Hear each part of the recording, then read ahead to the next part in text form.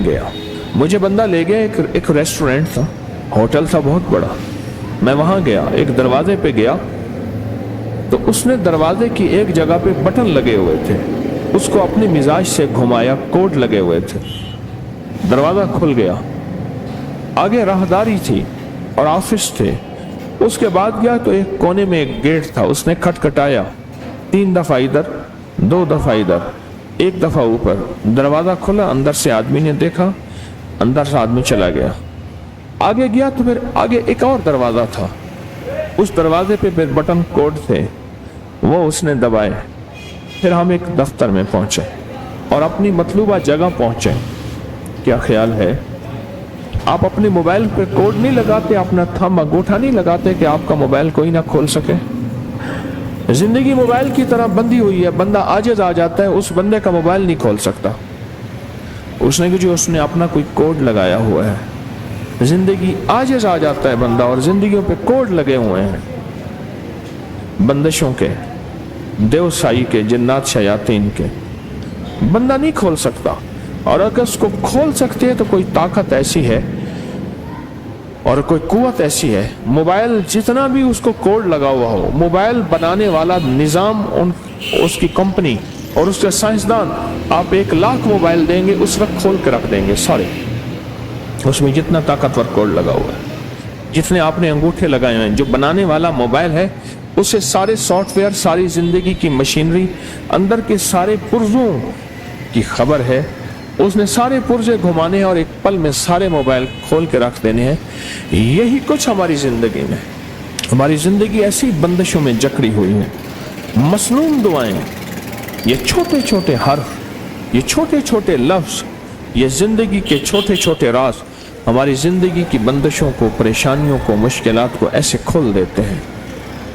रवानी और फरावानी, रवानी और फरावानी ऐसे जिंदगी में आती कि अकल और इंसान की होश और इंसान की सोच और इंसान का गुमान ख्याल दंग रह जाता है कि मेरे लिए ऐसा हो भी सकता है, इतनी बड़ी कामयाबी। और मैं आपको छोटा सा वाकया सूरत इखलास के बारे में सुनाऊं, समझ आ जाएगी फिर सूरत इखलास की।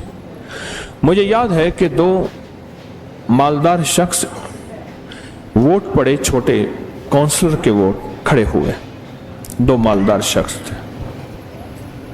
एक बहुत बड़ा मालदार था, ताकतवर था, तमाम ज़राए ताकत के उसके पास थे, तमाम ज़राए ताकत के उसके पास थे, बहुत बड़ा मालदार था। एक छोटा मालदार था,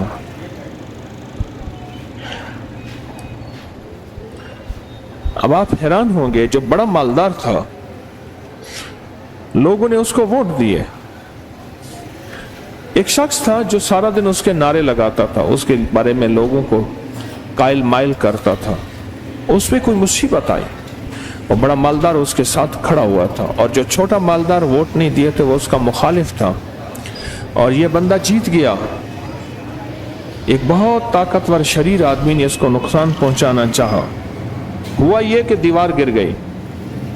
जब दीवार गिर गई बारिश की वजह से, सावन बादू था, अब जब इसने दीवार देना चाहिए, साथ वाला पड़ोसी कहने लगा ये दीवार हमारी मुश्तरका थी, लिहाजा गिर तो वैसे गई है, आप मेरी जगह छोड़ के आगे दीवार दें। तो उसने कहा ये दीवार मेरी जाती थी, मेरी खानदानी थी। इस पे झगड़ा हो गया,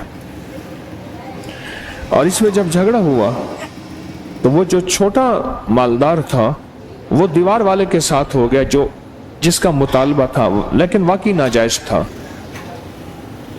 और जो बड़ा ताकतवर था वो इसके साथ हो गया। आखिर ये अपना हक जीत गया और इसने अपनी जगह पे दीवार दी। आपकी जिंदगी में कई हक हैं जो जिन्नाती, शैतानी और देव मार देते हैं, आपको जिंदगी से महरूम कर देते हैं। बड़ी ताकतवर चीज को अपने साथ रखें, बड़ी कुव्वत को अपने साथ रखें, और बहुत बड़े निजाम को अपने साथ रखें। और वो बहुत बड़ा निजाम कौन है? वो एक ऐसी जात है जो नजर नहीं आती पर है, और उस निजाम की तारीफ, उस ताकतवर निजाम की तारीफ क्या है कि उसके पास है मुल्क, माल, इख्तिदार, हुकूमत। क्या है वो ताकतवर निजाम आपके साथ ऐसी आ जाता है। क्यों परेशान?